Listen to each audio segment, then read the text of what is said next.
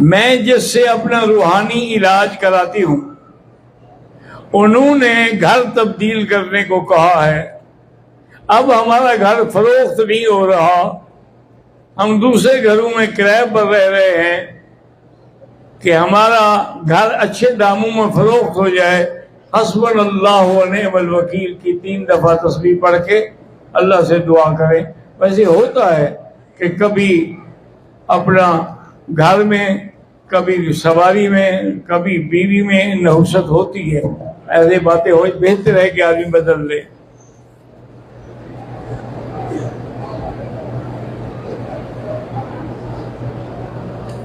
घर से एहराम बांधकर सीधा उम्रा करने हरम चला गया और मीकात जाना भूल गया।